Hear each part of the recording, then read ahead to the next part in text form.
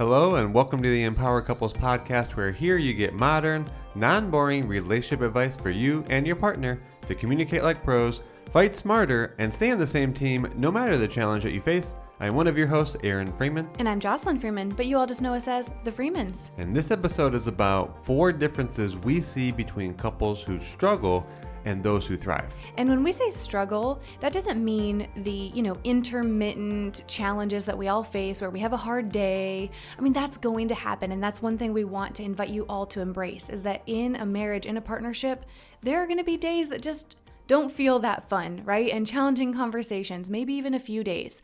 So when we say struggle, we're talking about those who are either on a cycle of like, okay, we had a couple good days, then it's really, really hard. And then it's again a couple days later, and it feels like a lot of a roller coaster, or who stay in a season of feeling like they're struggling for a long period of time. Like they're not even having a break. It's been months of feeling like it's been hard, and they stay stuck there. And the good thing is, the 4 differences that we're going to cover, you can choose to start and to do and to be now. These aren't magical things that if you just are the perfect 2 people together, right? Like you just, you hit the lottery. No, you can choose to implement these 4 differences that we're going to be covering today, which is exciting because the power is in your hands at any moment to create positive change in your partnership. It doesn't have to be so hard or mysterious.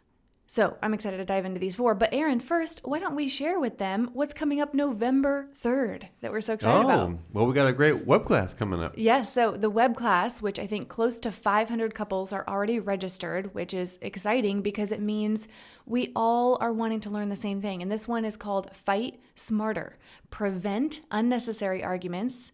Second, de-escalate emotional triggers. And third, repair faster as a couple. So we're actually going to be going into some principles that cover the 3 stages of conflict. There's before conflict, during conflict, and after.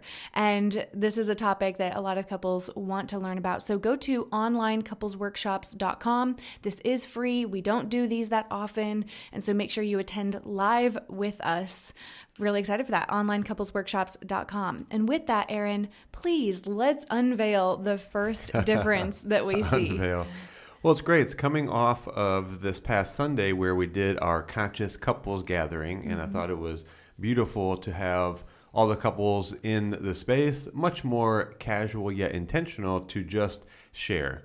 And what was interesting is that's a little more common for us to do and in our friend group.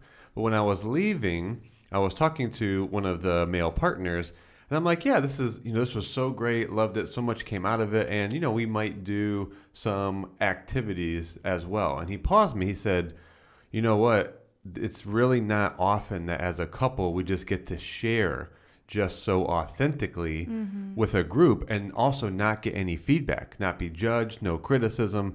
And I really got for myself, we don't need to be doing these date night type activity things like other people do like that. Dancing What's and bowling. Completely different here is this space where, yes, you get to be authentic and share with a group that completely accepts and also understands exactly what you're going through. And that was one of the main takeaways. There are different subjects or events that happen in your individual life as you're listening and in your marriage life with your partner. And yet underneath it, when you're actually in a group, you realize, wow, so many go through a very similar thing or almost the same thing, if sort of masked in a different scenario. And so it really brought us to this first point because some of the couples have been doing this, but some not. Because, you might initially talk to a couple, how are things going? Oh, it's really great. Things are flowing. And then when you get into a space where they can share, you realize this point. So the first point is, well, on the side of what continues to have you struggle is that you do not discuss your relationship, and then put in a bracket here, expectations, dissatisfactions, or needs more preventatively rather than reactively. Right. So there's a lot here already. So what I meant by, or the example of the couples at the couples gathering, as they start to share, they realize like, well, I've actually kind of been dissatisfied in this one particular area, like kind of how we've been communicating with each other, or like how our attitudes have kind of fell off, our energy, there's a disconnect. And this is the first time that they're saying it. So the partner looks over like, what are you talking about? And so that's really the first point, right? It's that you'll continue to struggle if you're not looking at, I'll do the first one. What place do I have an area of, let's call it dissatisfaction? And that could be in any of the main areas, right? Intimacy, communication, conflict resolution. You don't feel as if something has been fully repaired. It's lingering. They haven't initiated that with you, but you keep it in. You don't come to your partner proactively and say, hey, there's something I really need to talk through or work through or discuss that is not going as well for me in the relationship. Now, proactively, that conversation is way different than you wait too long, and you gave the example during the event, the pop bottle.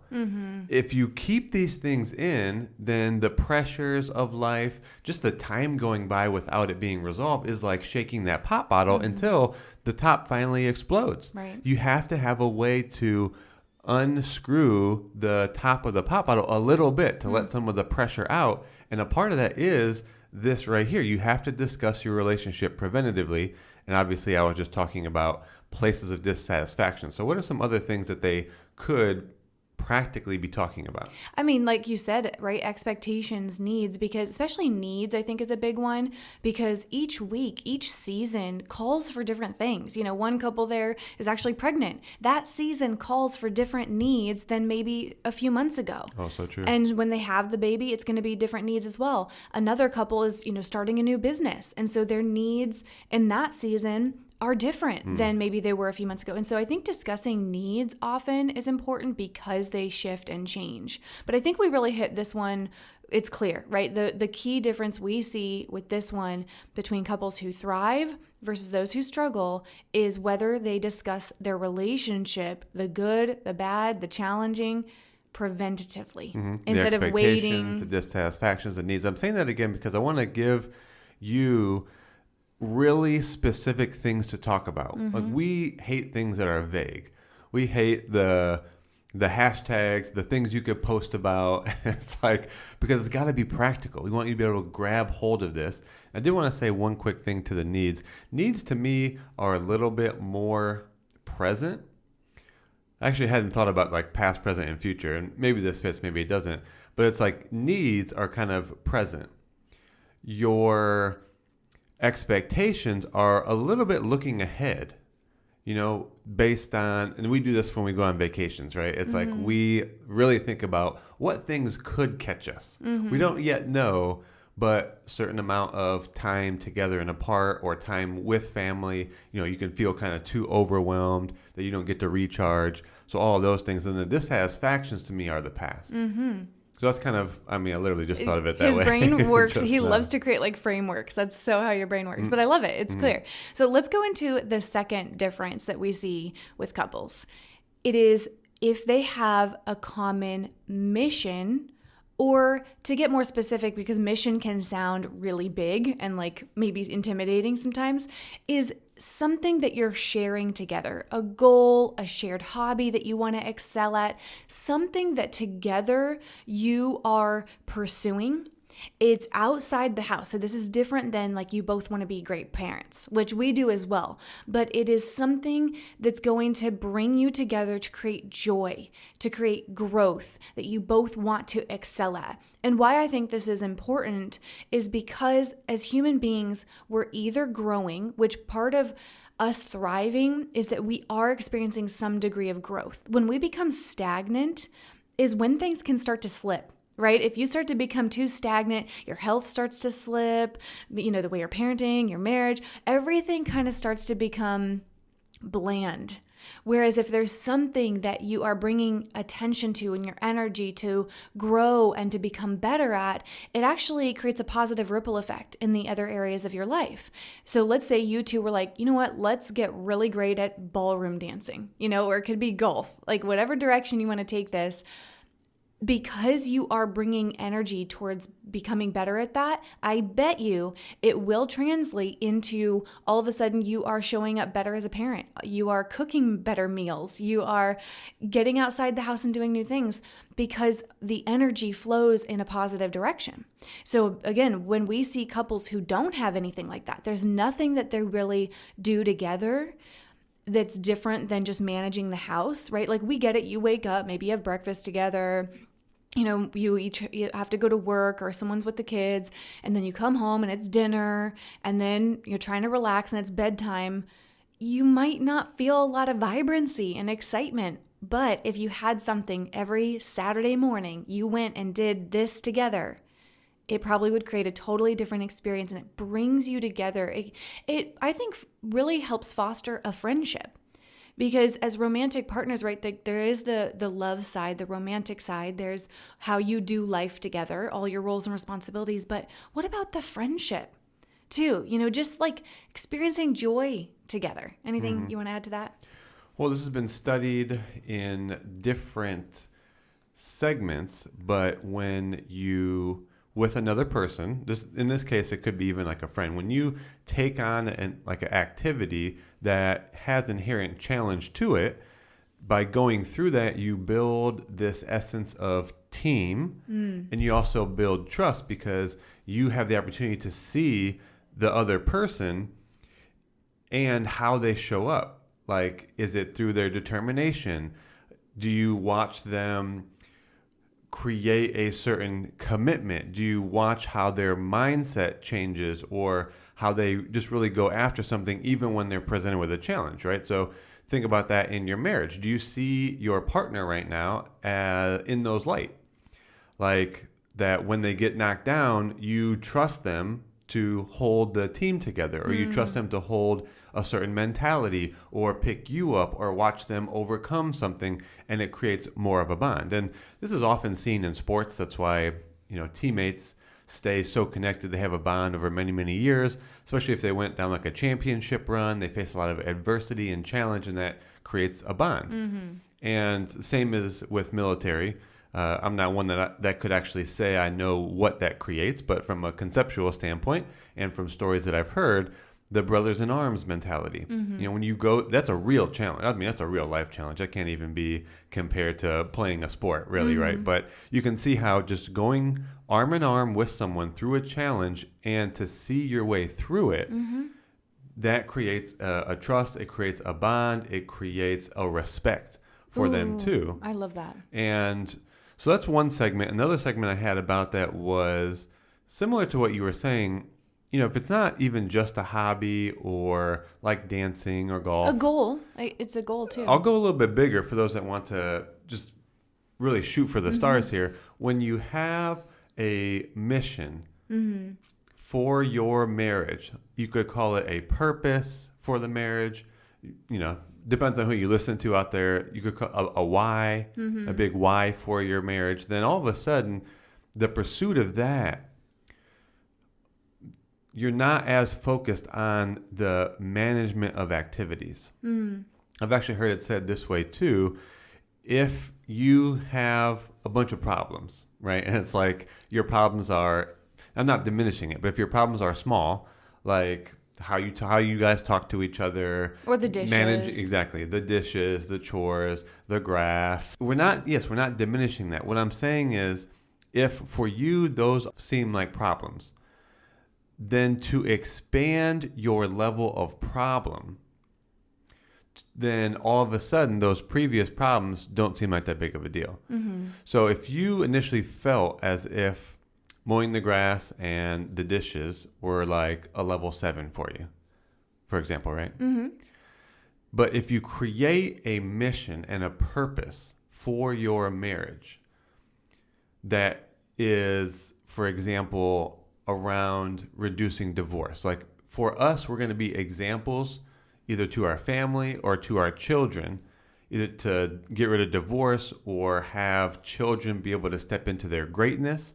All of a sudden, that's like a level 10 problem that you're focusing on pursuing. All of a sudden, that grass and the dishes that felt like a level 7 problem, that becomes a 2. Yeah, well said. Absolutely. So yeah, whether it's having a mission, a goal, a shared hobby, something that's bringing you together that broadens your perspective and creates that unity. So love that. Now, the third difference that we see between couples who struggle and those who thrive is whether they accept each other's feelings or perpetually invalidate them or judge the feelings. It really comes down to emotional safety. You know, again, there's managing life, there's all the roles you have, but at the end of the day, you two, what creates you guys as romantic partners isn't just that you're physically intimate. You know, that's one part of it. It's also they're supposed to be your safe person. You're supposed to be that for each other, that you can share the vulnerable things and you can say the things that are hard that we don't maybe reveal to our coworkers or to our friends, right? It's you're my person that I can share. And if I share my feelings with you and then you just invalidate them, whether it has to do with you or something else in life, you're not that person for me now. You're not my safe person. So where's my safe person? Where is this? And it can feel like there's an emptiness there. So your relationship it's important to create that emotional safety that, yeah, again, like you can really share those things with each other. Well, actually, it was great how you said that. And I hadn't thought about this. So here you are in a marriage and you're sort of having the expectation or you trust, you believe that your partner is the safe person for you. And then here, if you're not feeling that, I don't have a safe person. Share more about that because I hadn't heard you say it like that before. Like what kind of state does that leave you in essentially if you're like, this is a place I'm supposed to have a safe person, but now I don't have a safe person? Yeah, it's actually bringing up for me several recent conversations with some of our clients. In particular, I do a lot of conversation with the women outside of our sessions. And a common theme is, you know, I don't have those people I can be really honest with. You know, my parents, you know, we have a decent relationship with. We talk about the kids and the weather, but I can't share the vulnerable feelings. And my friends, well, I don't know, we talk about TV shows and what's going on in our families. We don't get deep. And I think a lot of people are missing those relationships where you can be vulnerable. You know, at the Conscious Couples Gathering, there was emotion present, right? It wasn't just talking about the highlight reel. It was like, it wasn't just, oh yeah, I'm good, when actually, no, there's something really big going on in life for them. And so there were tears, even from men. There was laughter too, right? There was all of it, all the emotions. But yeah, a common theme is if I don't have this safe person, you know, if you aren't validating my feelings and then I don't have that kind of close relationship anywhere in my life, it feels very isolating.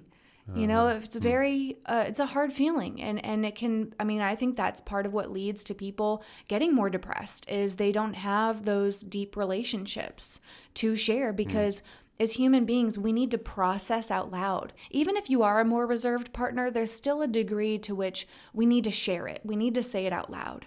That's part of what helps things get actually resolved is that it's not just in our head. It's not just in our journal. We're able to process it out loud. Someone can witness us and hear us say those things. Wow, that's really good. So, well, it just reminds me, you know, the title of this is Couples Who Struggle.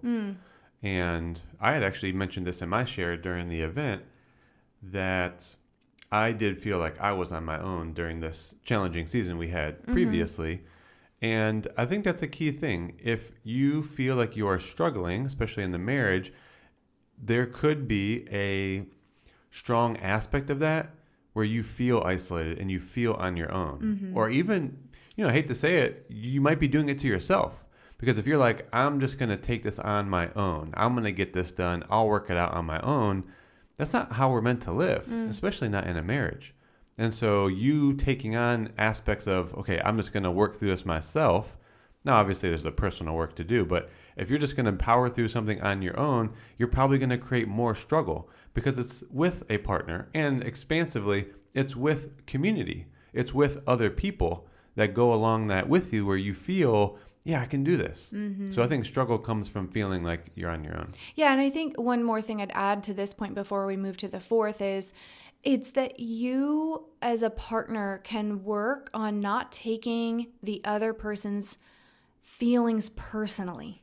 Even if they share something that's hard and it has to do with you, can you let it be okay? Can you just embrace it instead of making it something you now react to and get triggered, and it triggers your insecurities and your guilt and all those things to really, that's why we emphasize so much in our coaching and in our programs is about emotional regulation and being able to manage your own emotions and your reaction to your partner's emotions. So that is important. We want to just really make sure that is underlined. But let's go into the fourth difference we see between couples who struggle and those who thrive. And that is whether they are humble enough to acknowledge when they can do better. So if you want to thrive as a partner, which since you're listening to this, I'm guessing that you do, that means sometimes we have to kind of just set aside the ego and say, you know what, I could have been better. I'm sorry, I didn't do my best in that argument. I wasn't very kind. Or you know what, I have been slacking this week. I haven't been showing you love and affection. I can do better. I think humility is underemphasized when it comes to talking about relationships. Yeah. If you just walk around and you're trying to be perfect, or you're trying to always get it right, and you can't take any feedback from your partner and you can't take feedback from anyone in your life, then where's the willingness to just be real, and to be humble? So Erin, what would you add to this? Because we see a big difference between couples who aren't humble, who aren't able to acknowledge the not so great self. And I might put myself in this category. No way. Yeah, somewhat. You have shared that you've noticed from my upbringing, I did things well enough, like grades and sports, to not get a lot of feedback. And so I don't take feedback as well as maybe other people. Or at least right in those moments, I tend to be a little bit more either defensive or possibly standoffish because I feel just like, I'm not doing this well enough. And you're right. It does come down to being able to acknowledge, especially to our partners, especially me to you, that, I could have done that better. And as simple as that sounds, I think that's the only thing that's really needed. Otherwise, and I can speak for myself, it's just like I fight against what you're saying, and then I logic around it, and then I disagree with it, and I come in with a different perspective. And you can just tell how that doesn't create connection. It doesn't create understanding. Progress. Like, it doesn't create progress. It definitely invalidates you. It doesn't create a space of safety for you. Go back to the first point we're making, right? Can you discuss your relationship, expectations, needs, and dissatisfactions? Now, you're not going to be able to share those things if, jumping to the fourth point here, that the partner is not willing to say, yes, that's where I can do better. So think about that again. If you are trying to talk to your partner, hey, this is what I need, and your partner is immediately not going to be humble, right? And the opposite going to be like, oh, well, that's not sort of my fault. That's for you to fix. That's for you to work out, or this logic, that logic, invalidate. You can just see how those two really have to go hand in hand. If you're going to do number one here, if you're going to share these things about a relationship, you're going to have to be able to humble yourself a little bit and say, yeah, I acknowledge that's a place I can do better, and I didn't realize that maybe, but here's what I can do to help fulfill your expectation, that need, or help move that area of dissatisfaction to an area of satisfaction for you. And there was an interesting share with our couples gathering where the male partner in particular was kind of feeling guilt and shame for how he'd been showing up, because there's been a few things going on in his life lately. And he said, I feel like I'm failing. I'm failing as a dad. I'm failing as a husband. Like, I could be doing so much better. And everyone in the room could really tell he was guilting himself. He's putting himself down. And one of the things we just offered to him as a loving reminder at the end, it wasn't, feedback or trying to fix it, was just forgive yourself. So being humble and being able to recognize when we can do better doesn't mean you make yourself feel bad, and that you're like, I'm a terrible person and you feel like you're failing. No, it's really just the willingness to be like, yeah, I could have been better. I forgive myself though. And you know what? I'm going to choose differently today. I'm going to be better today. So just make sure you're not putting yourself down. That self-talk is really important. You're not failing. You only are quote unquote failing if you choose to not make a better decision tomorrow, right? It's like, if you have the power and the ability to see something that could be different today, you have a choice. You have a new opportunity. And that's what I said at the beginning, right? Any day, you can choose to say, I'm going to implement this. So one of the 4 things that we covered, you've got to implement into your life, if not all 4 of them.